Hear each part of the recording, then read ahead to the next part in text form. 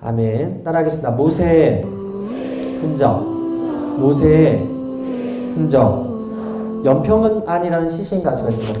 그 가수가 요게벳의 노래라는 찬양을 불렀는데 유튜브에서 많이 이렇게 재생이 돼가지고 아마 보신 분들이 있을 거예요. 이집트 왕자의 첫 영상 인트로를 가지고 이 노래를 지어서 불렀는데 가사가 인상적이어서 제가 여러분들의 오늘 본문하고 좀 맞는 것 같아서 좀 불러드리면, 작은 갈대 상자 물이 새지 않도록 역청과 나무진을 치라네. 물이 새지 않도록 역청과 나무진을 치라네. 어떤 마음이었을까 그녀의 두 눈엔 눈물이 흐르고 흘러. 동그란 눈으로 엄마를 보고 있는 아이와 입을 맞추고 상자를 덮고 가까이에 띄우며 간절히 불러보고 싶은 이 욕구가 있지만 제가 이걸 잘 몰라가지고. 모세라는 이름의 뜻이 무엇입니까? 물에서 건져낸 자 라는 뜻을 가지고 있어요. 그도 그럴 것이, 그가 바로의 공주가 샤워하고 있는, 샤워가 아니고 목욕하고 있는 곳에 떠내려가서 발견이 되죠. 그래서 히브리인으로서 그 당시에 그 아이들을 죽이라는 명령이 있었기 때문에 요게벳이라는 이 엄마가 그 아이를 키우지 못하고 숨겨서 갈대상자로 떠내려 보냈는데, 모세가 물에 떠내리기 전에 히브리인의 상황이 어땠는지 우리가 읽은 본문 전에 히브리서 11장 23절이 이렇게 기록하고 있거든요. 함께 읽을까요? 시작. 믿음으로 모세가 낳았을 때 그 부모가 아름다운 아이임을 보고 석 달 동안 숨겨 임금의 명령을 무서워 아니하였으며, 애굽의 바로 왕이요 히브리인들이 날로 생육하고 번성하고 충만한 것을 두려워했어요. 그래서 누구든지 히브리인의 아이 중에 아이를 낳으면 여자아이는 살려두고 남자아이는 다 죽여라 라는 무지막지한 명령을 내렸습니다. 이것이 왕의 명령이었기 때문에, 어명이었기 때문에 만약 이 어명을 거역하는 날에는 아이도 죽고 부모도 죽을 수밖에 없는 그런 상황 속에서 모세의 어머니 요게벳은 모세의 아름다움의 모습을 보고 왕명을 거역하고 아기를 살렸다고 히브리서 기자는 이야기를 하고 있어요. 그들은 애굽 왕의 명령보다 하나님의 뜻 더 중요하게 여겼기 때문에 아기를 석 달 동안 숨겼어요. 저도 아이를 키우는 입장에서 이 아이를 죽인다는 건 상상이 되지 않는데, 그들은 애굽 왕의 명령보다 하나님을 두려워했고 애굽 왕보다 하나님을 더 경외했죠. 만약에 모세의 부모에게 믿음이 없었다면, 그들은 하나님을 믿지 않고 그리고 또 죽음을 두려워했다면 결국 모세는 살아남지 못했을 거예요. 하나님의 뜻을 생각하기보다 애굽 왕의 말을 듣고 자기 자식을 죽이는 비극이 분명히 있었을 것인데, 그러나 모세의 부모는 하나님을 경외하는 자였고 하나님의 뜻을 택하는 용기와 결단을 가지고서 그 아이를 떠내려 보내게 되죠. 출애굽기 1장 15절에서 21절에 당시 상황이 자세히 기록되어 있는데 우리 함께 읽을까요? 시작. 애굽 왕이 히브리 산파 십부라라 하는 자와 부하라 하는 자에게 일러 가로되, 너희는 히브리 여인을 위하여 조산할 때 살펴서 남자여든 죽이고 여자여든 그를 살려두라. 그러나 산파들이 하나님을 두려워하여 애굽 왕의 명을 어기고 남자를 살린지라. 애굽 왕이 산파를 불러서 그들에게 이르되, 너희가 어찌 이같이 하여 남자를 살렸느냐? 산파가 바로에게 대답하되, 히브리 여인은 애굽 여인과 같이 아니하고 건장하여 산파가 그들에게 이르기 전에 해산하였더이다 하매, 하나님이 그 산파들에게 은혜를 베푸시니라. 백성은 생육이 번성하고 심히 강대하며 산파는 하나님을 경외하였으므로 하나님이 그들의 집을 왕성케 하신지라. 당시 산파들도 왕의 명령이었기 때문에 죽여야 됐는데 죽음을 두려워하지 않고 하나님을 경외함으로 하나님의 뜻을 쫓았다라고 성경은 기록합니다. 그들은 히브리인 사내 아이를 보고서 죽여야 하는데도 불구하고 하나님을 경외하는 마음으로 그 아이를 죽이지 않았습니다. 그런 히브리 산파들을 하나님께서 축복했다. 하나님이 그들을 왕성케 했다. 성경은 이야기합니다. 우리도 살다 보면 여러 선택의 기로에 서게 됩니다. 세상의 기준과 우리 하나님의 기준이 다르고 세상의 왕과 하나님이 다르기 때문에 늘 가치관과 세계관이 충돌하죠.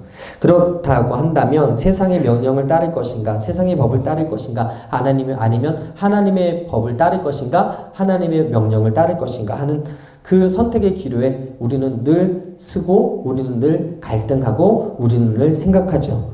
하나님이 기뻐하시는 선택이 무엇일까요? 신명기 11장 27절에서 28절에 모세가 이렇게 기록하거든요. 너희가 만일 내가 오늘날 너희에게 명하는 너희 하나님 야훼의 명령을 들으면 복이 될 것이요.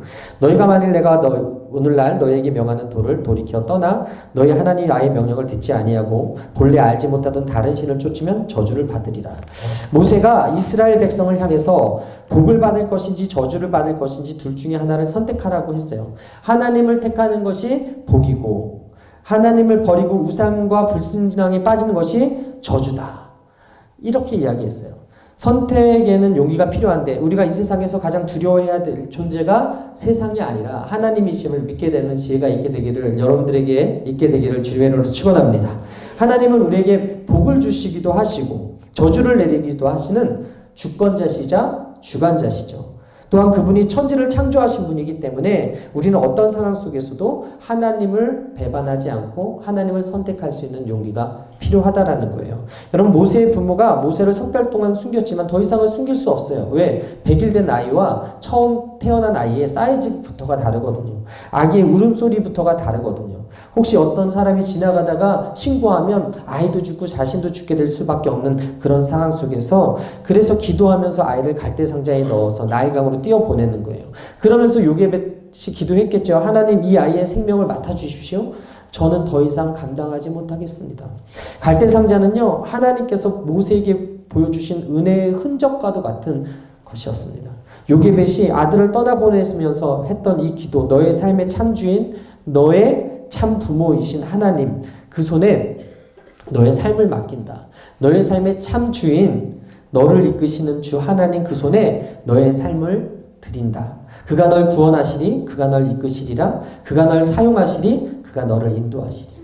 그런데 그 어머니 요게벳의 기도처럼 그때 마침 바로 딸인 공주가 강가에 목욕하러 나왔다가 떠내려온 갈대상자를 발견하고 그 상자의 뚜껑을 열어보니 그 안에 잘생긴 히브리 사내 아이가 있었는데 그 아름다움을 보고 키웠다라고 성경은 기록합니다. 이 아이를 자신의 양자 삼아서 바로의 궁에 들이게 되었고 모세의 친모도 후에 왕궁의 유모로 들어가서 모세를 양육할 수 있는 은혜를 입었죠.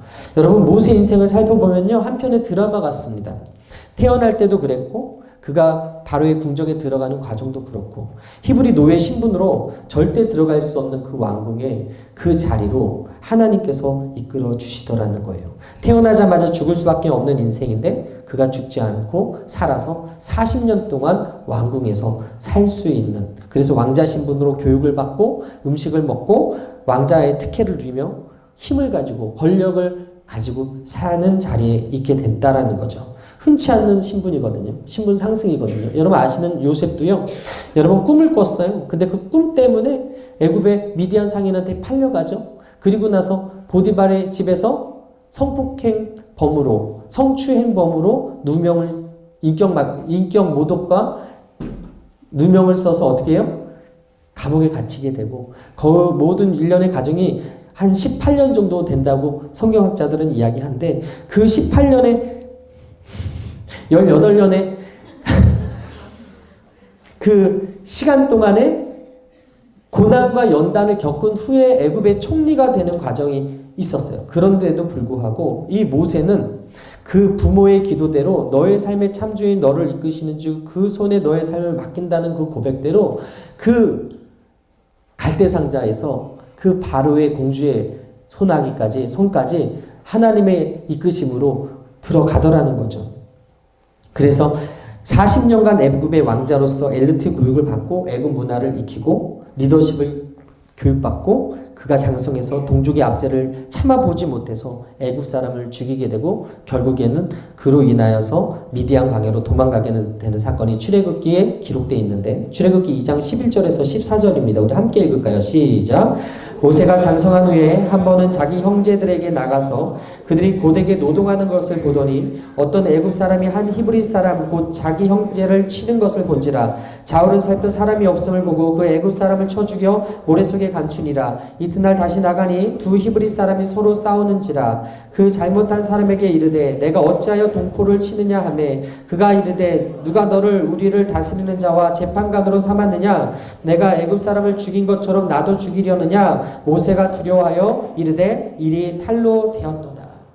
결국 어떻게 됩니까? 미디안 광야로 도망갑니다. 모세는 그 후에 40년 동안 양을 치게 됩니다. 장인 이드로의 양을 돌보는 무능한 목동이 되어서 신분 추락이 왕자에서 무명의 목동이 되었다라는 거예요. 갈 때까지 간 거죠. 이집트 왕자가 재산 없는 미디안 광야의 목동으로 변한다는 게 흔하지 않는 경우인데 하나님께서 그를 그렇게 만드셨어요. 40년. 하나님은 그 40년간 침묵하셨어요. 시간의 개념이 두 종류가 있습니다. 하나는 하나님의 시간표 카이로스와 지금 째깍째깍째깍 우리 시간에 가고 있는 크로노스. 카이로스와 크로노스의 시간 속에서 믿는 사람에게는 크로노스도 중요하지만 카이로스도 중요합니다. 믿는 사람에게는 하나님의 때에도 중요하다라는 거예요. 그래서 하나님은 세상의 사람들과 같이 방탕하며 그 시간을 보내지 말라고 합니다. 너는 내게 와서 부르짖고 간구하라 합니다. 하나님께 나와 너의 마음을 토해내라고 이야기하고 있어요. 마가복음 13장 32절에 이렇게 기록합니다. 그러나 그날과 그때는 아무도 모르나니 하늘에 있는 천사들도 아들도 모르고 아버지만 아시느니라. 이것은 종말의 비유를 주님께서 다시 재림하시는 그날에 대해서 이야기하는 구절이지만 여러분 응답의 때도 그런 것 같아요. 우리가 오늘 아침에 기도했는데 오늘 저녁에 응답됐으면 참 좋겠다. 우리가 전자레인지에 먹을 것을 데폈는데 이게 1분, 2분도 기다리지 못해서 지켜보고 있는 그런 우리의 조급함이 있지 않습니까? 근데 지금 당장 우리가 기도했는데 빨리 응답됐으면 좋겠다 하는 그런 마음들이 있어요. 오늘 여러분들이 기도하는 제목들이 있을 텐데 그 기도가 응답되었으면 좋겠습니다. 그런데 이게 내 시간에 내가 원하는 때에 이루어지지 않을 수도 있다 없다? 있다. 내가 원하지 않는, 내가 생각지도 않은 그때 응답의 시간이 도래할 수 있더라는 거죠. 모세가요, 광야 40년이라는 크로노스 시간을 갖고 하나님의 때가 언제 임하는가? 바로 침묵의 그 시간, 그 침묵이 깬 시간, 깨어진 시간, 떨기나무 가운데 하나님의 임재가 나타난 시간은 40년이 지난 후였어요. 즉, 모세는 그 장인 이드로의 그 집에서 양을 치는 그것이 자신의 마지막이라고 생각을 했는데 그때 찾아오신 것이 아니라 백발이 송송나고 기력도 세한 모세의 나이 80에 찾아오시더라는 거죠. 출애굽기 3장 1절에서 5절에 이렇게 기록합니다. 모세가 그의 장인 미디안 제사장 이드로의 양떼를 치더니 그떼를 광야 서쪽으로 인도하여 하나님의 산 호렙에 이름에 야훼 사자가 떨기나무 가운데로부터 나오는 불꽃 안에서 그에게 나타나시니라. 그가 보니 떨기나무에 불이 붙었으나 그 떨기나무가 사라지지 아니하는지라. 이에 모세가 이르되 내가 돌이켜 가서 이 큰 광경을 보리라. 떨기나무가 어찌하여 타지 아니하는고 하니 그때 야훼께서 그가 보려고 돌이켜 오는 것을 보신지라. 하나님이 떨기나무 가운데서 그를 불러 이르시되 모세야 모세야 하시매 그가 이르되 내가 여기 있나이다. 하나님이 이르시되 이리로 가까이 오지 말라. 내가 선 곳은 거룩한 땅이니 내 발에서 신을 벗으라. 하나님이 대단하시죠. 40년간 모세를 애굽에서 왕자로 살게 하시더니 또 40년간 미디안 광야에서 무료하게 지내게 하셨어요. 그 시간을 침묵하셨어요. 어떻게 보면 모세 입장에서는 40년의 그 시간은 버리는 시간이었어요. 어떻게 보면 무료하고 무기력한 시간이었어요. 그런데 하나님께서는 그 40년을 사용하셔서 무지막지하게 광야에서 깨어지게 하셨다라는 거죠. 여러분, 모세는 불타는 떨기나무 속에 임재하신 하나님을 보면서 약속의 땅 광야로 이스라엘 백성들을 인도하라고 하시는 하나님의 음성을 들었습니다. 모세에게 있어서 떨기나무는요, 하나님의 임재의 상징이고 그가 이스라엘 백성을 이끌고 강해로 나갈 수 있는 원동력이자 하나님의 임재의 흔적이었어요. 어찌 보면 모세에게 떨기나무는 이스라엘을 이끌 정당성과 이유였다라는 거죠. 여러분, 발레리나 강수진 씨라는 분이 있는데 이분의 발을 보게 되면 여자로서는 예쁘지 않아요. 치명적으로 곱고 고름이 생긴 예쁘지 않은 발이에요. 그런데 그 발을 우리가 아름답다고 이야기하는 이유가 무엇입니까? 강수진 씨 스스로 이렇게 얘기해요. 연습을 하다 보니까 살이 벗겨져서 굽고 고름이 생기고 아물고를 반복했다고. 이 때문에 발 모양이 이렇게 변했다고 말했어요. 그녀의 흔적이 그녀의 경력과 수상 내역을 알려주고 있습니다. 엄청난 수상 내역들이 많거든요. 국립발레단 예술감독의 평창 동계회 올림픽 홍보대사의 독일 칸머 텐처린 궁중무용가, 제34회 세종문화상 예술부문 수상, 제9회 이미특상, 제10회 파라다이스상. 여러분, 이런 상들을 그냥 주는 것이 아니라는 거예요. 이 발이 그 상을 대변하고 있다라는 거죠. 그 발에 상흔과 흔적이 없었다면 영광의 자리, 그 수상의 자리도 없었을 것이다. 그래서 모세 이야기는 수천 년의 사건인데도 불구하고 오늘 사는 우리에게 강력한 메시지를 줘요. 그래서 오늘과 다음 주에 이어서 계속해서 제가 이 모세의 흔적에 대해서 말씀드리겠는데, 첫 번째가 뭐냐면 따라하겠습니다. 믿음의 흔적. 하나님이 모세를 찾아오셨어요. 스스로 아무것도 할 수 없다고 생각하는 그때 그에게 찾아오셨어요. 히브리서 11장 24절입니다. 함께 읽겠습니다. 시작. 믿음으로 모세는 장성하여 바로의 공주의 아들이라 칭함받기를 거절하고 도리어 하나님의 백성과 함께 고난받기를 잠시 제약의 낙을 누리는 것보다 더 좋아하고 그리스도를 위하여 받는 수모를 애굽의 모든 부하보다 더 큰 재물로 여겼으니 이는 상주심을 바라봅니다. 여러분에게 믿음이 있으면 흔적이 남기는 거예요. 여러분에게 하나님이 함께 하시면 흔적이 따르는 거예요. 믿으시면 아멘. 흔적이 없으면 사라지죠. 여러분, 생명이 있는 곳에는요, 항상 흔적이 남습니다. 오늘 눈이 내렸는데, 눈이 내릴 때 사람들이 걸어가면 흔적이 남습니다. 자동차가 지나가면 흔적이 남습니다. 새가 발자국을 내면 그곳에 흔적이 있죠. 여러분, 빈집에 사는 빈집, 사람이 없는 그 폐가하고 사람이 사는 집은 다릅니다. 사람이 지나간 길하고 사람이 지나가지 않은 길도 다릅니다. 사람이 생명이 있고 사람이 살아있다면 흔적이 있는 거예요. 오늘 히브리서가 쓰여진 상황은 로마의 압제 가운데 성도들이 핍박당하는 상황 가운데 쓰여졌거든요. 출애굽의 사건이 그 당시 2000년 전 사건임에도 불구하고 모세의 인생이 핍박받는 성도들에게 메시지를 주고 있기 때문에 히브리서 11장을 통해서 우리는 모세를 잘 몰라도 믿음이란 이런 것인가를 배울 수가 있어요. 오늘 제가 바라고 기도하기는 모세에게 하나님의 흔적을 남겨주신 것처럼 동일한 흔적이 오늘을 사는 저와 여러분들에게 임하게 되기를 주님의 이름으로 축원합니다. 그래서 24절에 이런 말씀이 있습니다. 믿음으로 모세는 장성하여 바로의 공주의 아들이라 칭함받기를 거절했다. 모세는 애굽에서 얻게 된 신분이 무엇이었냐? 바로 왕자였습니다. 그 한마디에 많은 사람들이 벌벌 떨었을 것이고 그는 실제적인 권력 핵심에 있었습니다. 애굽의 왕자는 우리가 상상하는 것보다 훨씬 막강한 자리였고 권력을 가진 사람이었어요. 수많은 사람들이 그의 신분과 왕자라는 타이틀 앞에서 그 힘 앞에서 떨고 머리를 숙였을 것입니다. 세상 신분 상승을 성공이라고 말하고 믿는 사람들도 권력을 가지고 싶은 욕구가 있고 성공하고자 세상에 나아가 열심히 지금도 일하고 있습니다. 그리고 그 신분 상승을 경험하는 사람들을 부러워해요. 그런데 그렇게 거저 생긴 왕의 자리를 박차할 수 있는 용기가 어디서 나오는가? 바로 하나님으로부터 나온다.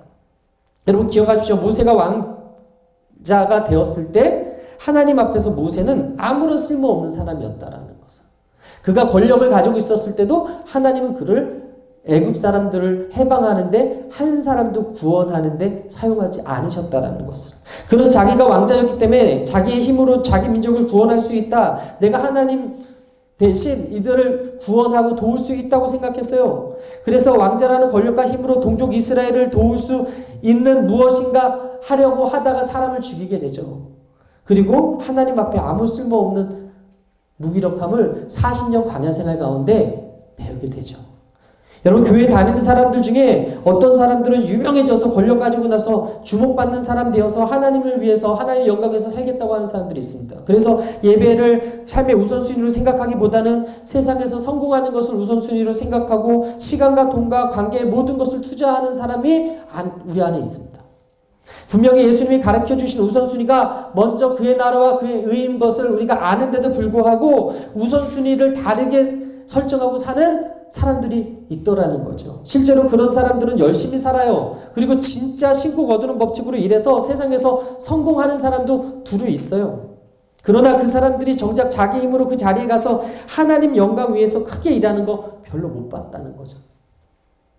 앞서 말씀드렸지만 모세가 왕자 신분을 가진 것도 그가 노력한 게 아니었습니다. 갈대상자에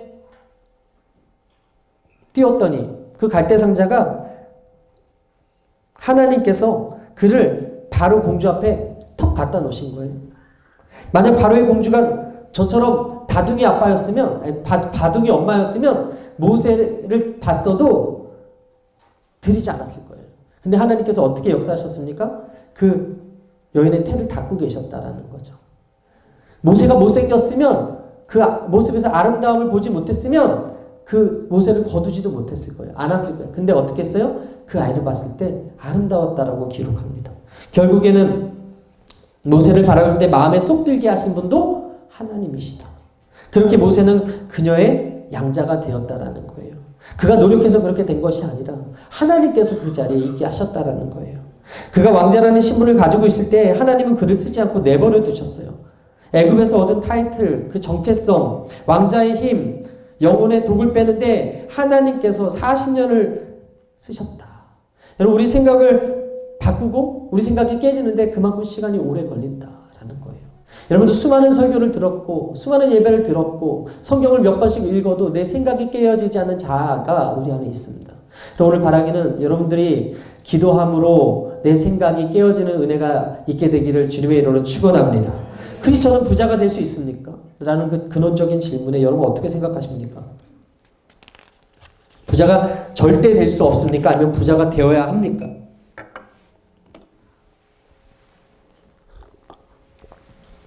성경이 가르쳐주는 크리스찬의 모습은 부자가 돼서는 안 된다예요. 성경의 말씀대로라면, 예수님 말씀대로라면 실제로 크리스천이 예수 잘 믿으면 정상적으로 부자가 될 수가 없어요. 왜 그렇습니까? 마가복음 10장 25절에 낙타가 바늘기로 나아가는 것이 부자가 하나님의 나라에 들어가는 것보다 쉬우니라라고 말씀하거든요. 예수님이 부자는 천국의 가게가 낙타가 바늘기에 들어가는 것보다 어렵기 때문에 부자가 되면 안 됩니까? 여러분, 예수 잘 믿으면 왜 부자가 안 될 수밖에 없는가? 우선 경제적으로 생각해 봅시다. 시간적 관념을 두고서 따져 봅시다. 부자 되기 힘든 상황이에요. 왜? 예수 믿는 청년들이 다른 사람들 일할 때 주일에 봉사 하잖아요. 다른 사람들이 야근할 때 금요철에 예배 나와야 되잖아요.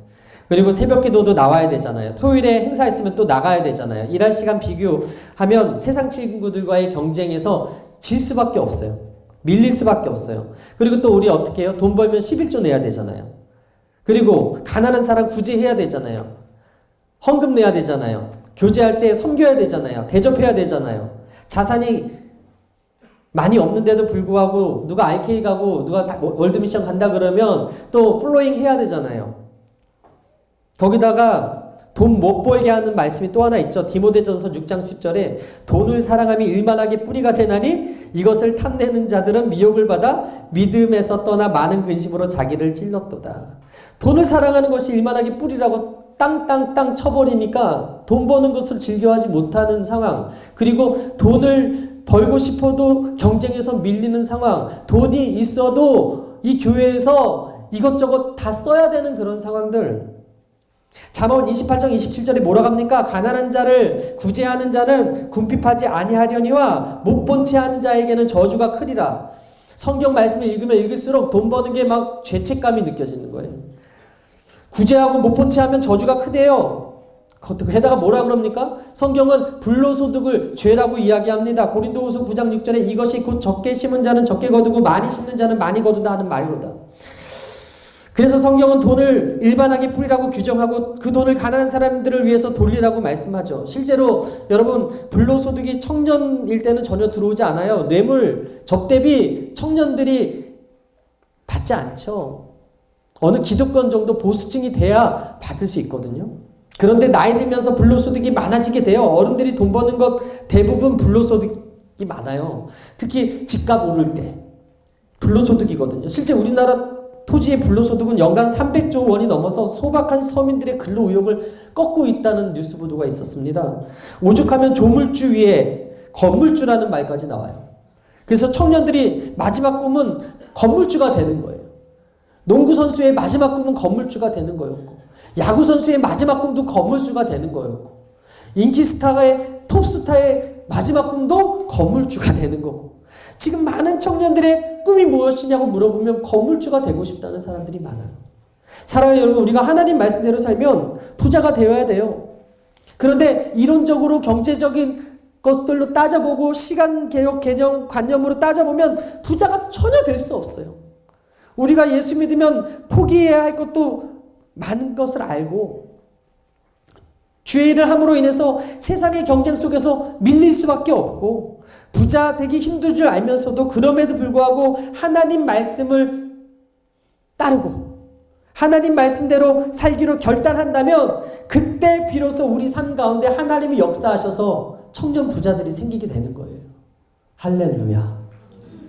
무슨 얘기입니까? 그래야 하나님이 부자 만들었을 때, 부유하게 하셨을 때, 건물주로 만드셨을 때, 아, 모든 것이 하나님의 은혜였구나. 아, 하나님이 하셨구나라고 고백할 수 있다라는 거예요. 여러분, 여리고성 무너진 거 이스라엘 백성들이 잘나서가 아니었죠. 하나님 말씀대로 순종했더니 7일 동안 열쇠바퀴 돌았지 않습니까? 제사장이 양강나팔 들고 언약궤 붙들고 나아갔더니 여리고성이 무너지게 되었습니다. 그러자 여호수아 6장 27절에 뭐라고 기록합니까? 함께 읽겠습니다. 시작. 야훼께서 여호수아와 함께 계시니 여호수아의 소문이 그 온 땅에 퍼지니라. 하나님이 이스라엘 백성과 함께 했더니 여리고가 무너졌대요. 그래서 온 땅에 여호수아의 이름이 높아졌대요.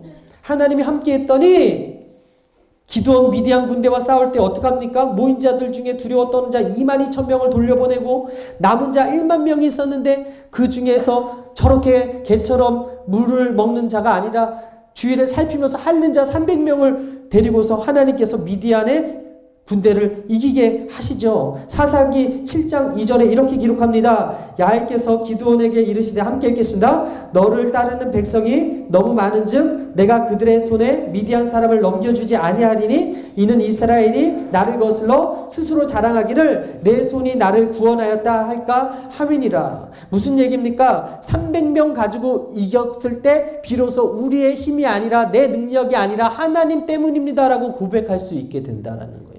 여러분 부자 되십시오. 돈 많이 버세요. 그러나 하나님 말씀대로 살면 하나님께서 부자 되게 만드신다는 거예요. 그래서 결국에는 이것은 내 힘으로 된 게 아닙니다. 이것은 내 능력으로 된 것이 아닙니다. 하나님이 함께 하셔서 하셨습니다라고 고백할 수 있어야 된다라는 것입니다. 모세가 남겼던 흔적은 왕자의 모세가 아니었죠. 말하면 다 이루어지는 자리가 아니었습니다. 모세는 손에 왕자의 반지가 껴 있었던 것이 아니라 목동에 지팡이가 들려 있었어요. 아무 쓸모없는 모세의 지팡이였는데 그 지팡이 들면 홍해가 갈라지고 반석에서 물이 나오게 됐고 그 지팡이를 쳐다봤더니 불뱀 아니구나. 지팡이가 아니라 노뱀이구나. 노뱀을 쳐다보게 했더니 어떻게 했습니까?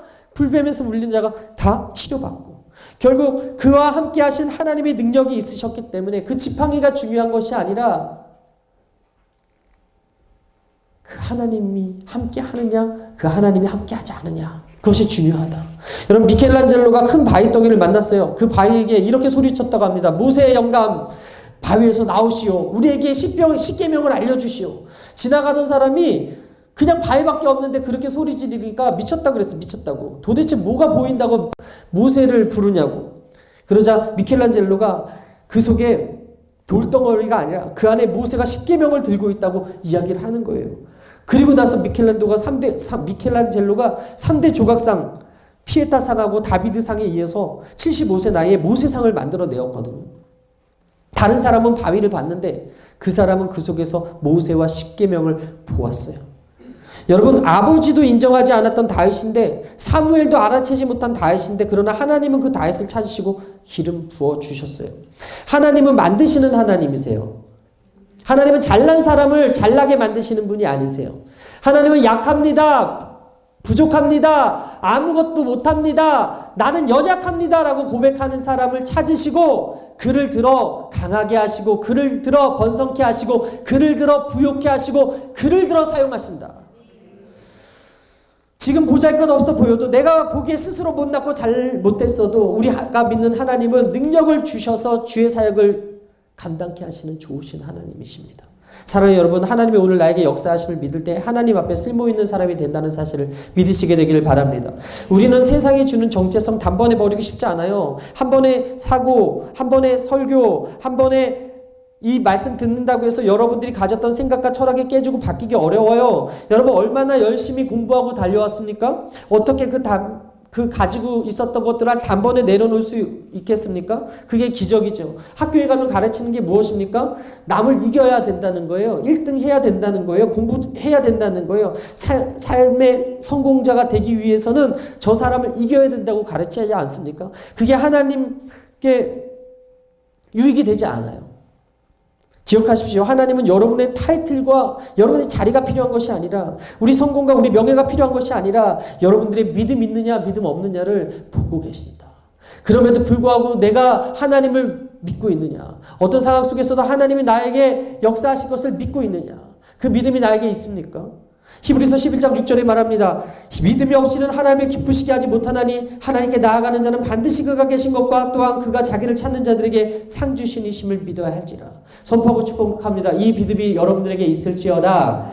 모세가 우리에게 가르쳐주는 믿음의 흔적은요, 세상 자랑 하나님 위해서 내려놓는 거예요.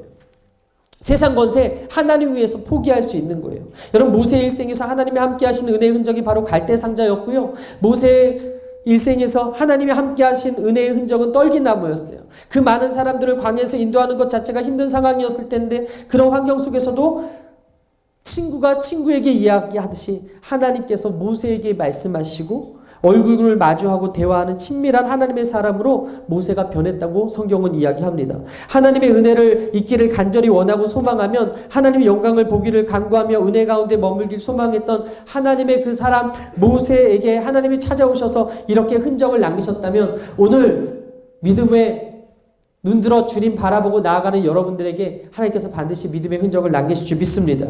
오늘 그 하나님이 여러분에게 찾아오셔서 흔적을 남기기 원하시는데, 예수님이 힘 있는 사람들, 재산 있는 사람들, 많이 배운 사람들, 자랑할 것을 위해서 사역하지 않으셨어요. 그들을 찾아다니고 그들에게 관계 맺으려고 노력하지 않으셨어요. 그리고 극단적으로 말하면 그들 때문에 죽지 않으셨어요. 교회는 왜 이 땅에 소망이 될 수 있습니까? 바로 예수님 때문에 그렇죠. 십자가가 왜 이 땅에 소망이 될 수 있습니까? 예수님께서 우리를 사랑하셔서 그 사랑하심을 확증하신 장소가 되기 때문에 그렇습니다. 여러분, 십자가 앞에서 어떤 사람도 명함 내밀 수 없습니다. 십자가 앞에서 누구도 자랑할 수 없어요. 최소한 여러분이 예수 믿는다면 여러분에게 새로운 정체성이 임해와야 돼. 즉, 예수님의 제자, 하나님의 사람, 믿음의 사람이라는 정체성이 임해오면 세상이 우리에게 준 정체성, 모세와 같이 과감하게 버릴 수 있어요. 세상이 우리에게 요구하는 성공과 권력과 권세의 자리를 하나님 위해서 포기해야 된다면, 포기할 수 있는 믿음, 내려놓을 수 있는 은혜가 여러분들에게 있게 되기를 주님의 이름으로 축원합니다. 어린 시절에 밀림의 왕자, 밀림의 성자 알베르트 슈바이처라는 사람이요, 교회에서 건축 헌금을 한다고 해서 이렇게 연보를 돌릴 때 그는 이 헌금함에 올라갔어요. 그리고 뭐라고 고백했냐면, 제가 저의 인생을 하나님께 바칠게요. 저는 돈이 한 푼도 없거든요.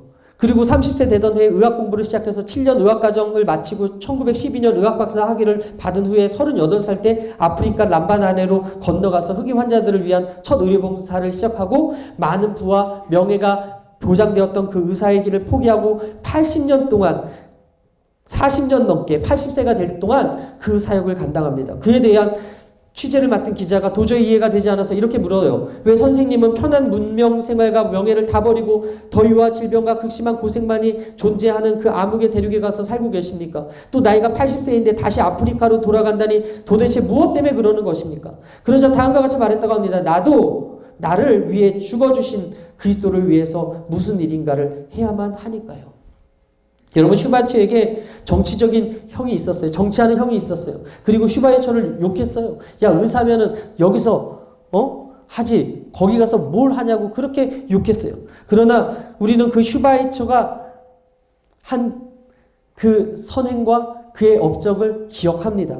그런데 슈바이처의 형이 정치를 했다고 하지만 우리는 그 형의 이름을 기억하지 못하지 않습니까?